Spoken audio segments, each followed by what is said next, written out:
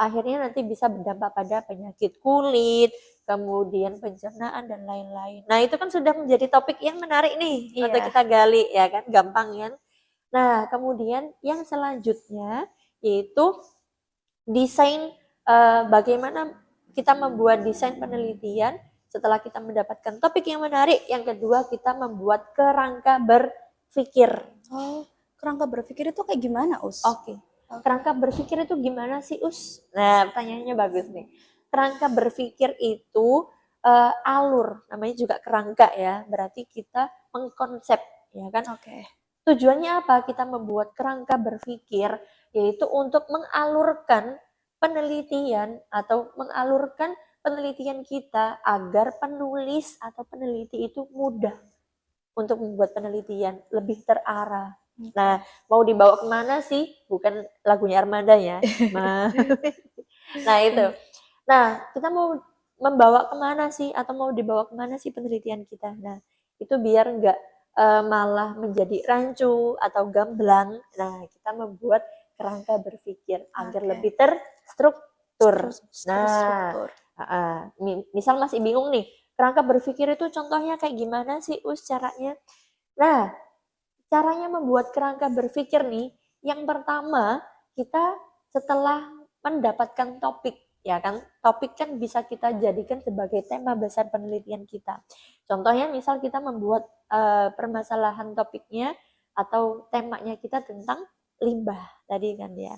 Setelah itu kita sudah mendapatkan permasalahannya, baru yang kedua langkahnya kita mencari referensi pendukung dari permasalahan atau tema yang sudah kita angkat, ya kan? Di mana caranya? Carinya. Nah, kita cari referensi dari artikel bisa atau jurnal-jurnal atau dari blog tapi terpercaya ya, yang blognya gitu. Tapi yang paling relate-nya itu dari artikel atau hasil penelitian yang terdahulu yang sudah pernah diteliti, ya. Itu. Setelah kita mencari referensi pendukungnya nih. Nah, kita cari referensi yang serupa dari temanya kita. Tentang apa? Ya, setelah kita dapat tema besarnya tentang limbah, yang kedua kita mencari lebih kerucutkan lagi, lebih khususkan lagi, yaitu limbah perairan yang ada di Surabaya. Nah, kita cari ini artikel-artikel yang mengulas atau meneliti tentang pencemaran limbah yang ada di Surabaya, ya kan? Kita cari misal yang A, itu pencemaran limbah air atau sungai yang ada di sungai A, misal sungai B sama sungai C. Kita ambil 3 ya, misal. Setelah itu kita mencari referensi pendukungnya, baru kita baca nih referensinya itu. Misal jurnal A. Nah, dari permasalahan tersebut apa solusinya? Oke. Nah, setelah itu kan kita sudah mencari masalah nih. Kita mencari solusinya dari ketiga jurnal ini tadi. Ya kan? Setelah jurnal A, B, C, oh ternyata begini nih caranya menyelesaikannya, solusinya. Nah, setelah itu baru nih kita kolaborasikan dari ketiga ini untuk kita carikan solusi yang terbaik. Nah, kita bisa mengkolaborasikan cara dari ketiga jurnal ini, solusinya untuk kita bisa menciptakan atau memberikan penemuan penelitian terbaru dari solusinya tadi. Hasilnya apa? Outputnya yaitu memberikan hipotesis, dugaan sementara, ya kan, itu namanya hipotesis. Nah, dugaannya bahwa dengan solusi ini dari permasalahan ini itu bisa menghasilkan atau bisa mengetahui bahwa sungai A ini lebih tercemar daripada sungai B dan C. Nah, dari sini sudah paham ya? Sudah. Nah, kita bisa mendapatkan solusi dari ketiga artikel tadi. Nah, setelah itu baru kita bisa melakukan penelitian untuk memberikan solusi dari yang sudah kita buat tadi. Contohnya kita mau mengidentifikasi mikroalga pada perairan yang ada di Surabaya, perairan tercemar yang ada di Surabaya. Kenapa harus mikroalga sih, Us? Apa sih mikroalga itu? Bagus pertanyaannya. Kenapa kok pakai mikroalga, Us? Apa sih mikroalga itu? Mikroalga itu adalah bioindikator, Nak. Bioindikator yang bisa dijadikan sebagai indikator perairan yang bersih. Ya, Iya, Us. semakin banyaknya mikroalga pada perairan itu bisa mengidentifikasikan bahwa perairan itu masih bersih, ya, masih terjaga, masih murni lah istilahnya. Sehingga mikroorganisme itu yang tadi mikroalga dia masih bisa hidup di situ. Nah, semakin minim berarti bisa diindikatorkan atau diindikasikan bahwa apa? Perairan itu mulai tercemar. Bagus. Nah, kita bisa menjadikan dari contoh simpel itu aja kita bisa memunculkan penelitian, ide penelitian yang bagus ya kan. Identifikasi mikroalga sebagai pencemaran limbah perairan di Surabaya. Nah, sehingga kita bisa lihat nih, oh ternyata sungai A ini lebih tercemar daripada sungai B dan sungai C. Solusinya apa? Bisa kita membuat solusi-solusi dari permasalahan ini tadi. Gampang kan? Itu. Oke, selanjutnya Us, kan kita sudah tahu tentang kerangka berpikir ilmiah itu seperti apa. Nah, gimana sih Us cara mencari referensi karya ilmiah yang mudah dan tentunya terpercaya, Ustazah? Oke, bagus pertanyaannya. Ya. Jadi gimana sih Us caranya mencari referensi itu mudah tapi juga terpercaya, ya kan? Biasanya anak-anak muda ini idenya bagus-bagus nih ya. Iya, betul. Pasti juga idenya cemerlang-cemerlang nih. Tapi ketika disuruh cari referensinya susah, bingung kan ya? Benar. Kamu juga jangan-jangan ya. Iya. Nah, itu ya.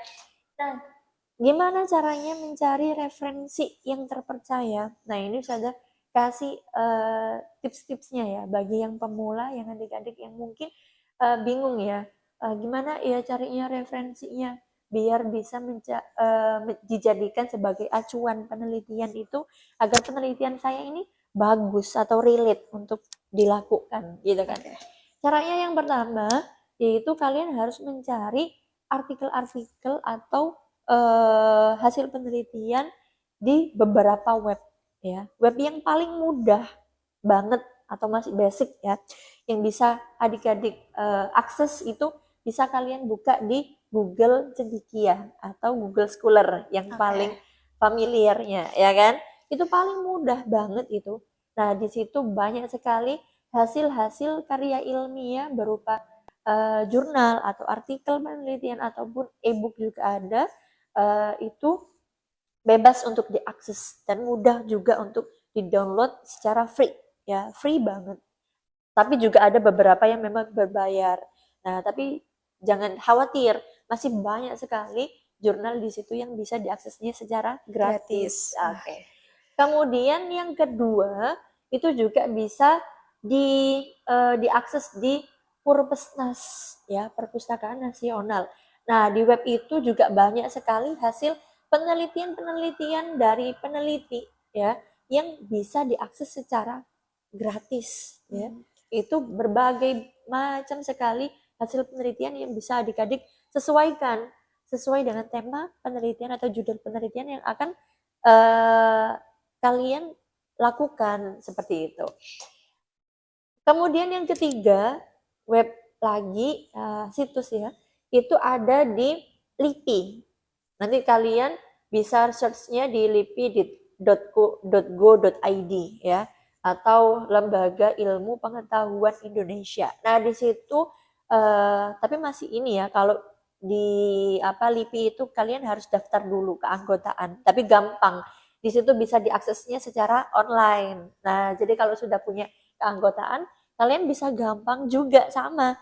Itu di situ juga banyak sekali kumpulan dari hasil-hasil penelitian atau artikel jurnal yang bisa kalian akses sesuai dengan tema penelitian yang akan kalian lakukan. Nah, yang terakhir juga ada yang namanya ResearchGate. Nah, itu juga sama seperti LIPI tadi ya. Jadi harus daftar dulu keanggotaan. Sama juga mudah untuk diaksesnya ya. Jadi kalian bisa daftar secara online. Ketika kalian sudah punya keanggotaan, gampang banget. Nah, di situ bisa kalian eksplorasi atau download jurnal atau artikel yang sesuai dari penelitian yang akan kalian lakukan. Nah, sehingga kalian nggak bingung lagi, kira-kira apa sih metodenya nanti yang kalian akan lakukan. Nah, kalian bisa lihat di jurnal-jurnal itu untuk menjadikan dasar dari penelitian yang akan kalian lakukan. Atau kalian bisa membandingkan dari artikel-artikel itu. Nah, cara pada penelitian sebelumnya nih dengan permasalahan ini bisa dilakukan dengan solusi ini. Nah, itu bisa menjadikan penguat dari penelitian yang akan kalian lakukan. Seperti itu. Karena itu tadi, dari penelitian itu adik-adik juga bisa semakin mendekatkan diri kita kepada alam, kemudian semakin peduli juga kita pada lingkungan. Nah, semakin cintanya kita dengan lingkungan dan masyarakat. Nah, Oke, Masya Allah baik. kan ya. Nah, jadi dari penelitian itu juga kita bisa semakin dekat diri kita kepada Allah juga. Masya Gitu. Allah. Oke, jadi di sini bisa saya simpulkan gimana sih untuk memulai karya ilmiah bagi pemula. Yang pertama, menentukan topik yang terbaik dan menarik pada saat ini. Yang kedua, membuat kerangka berpikir. Yang ketiga, mencari referensi dari hasil penelitian terdahulu. Dan yang terakhir adalah memulai penelitian. Oke, nah itu poin-poin yang harus dicatat untuk adik-adik kalau misalkan kalian bingung gimana caranya untuk memulai sebuah penelitian. Oke, jadi begitu ya teman-teman. Kira-kira gimana sih cara untuk memulai sebuah penelitian? Dan semoga apa yang sudah kami sampaikan bisa bermanfaat untuk kita semua. Oke, sebelum kita tutup, kita jargon dulu nih Ustazah. Oke. Oke, 1, 2, 3. Salam ilmiah, salam ilmuwan muda, Safta. Oke, jangan lupa untuk like, comment, share, and subscribe untuk channel Safta TV. Kami tutup. Wassalamualaikum warahmatullahi wabarakatuh.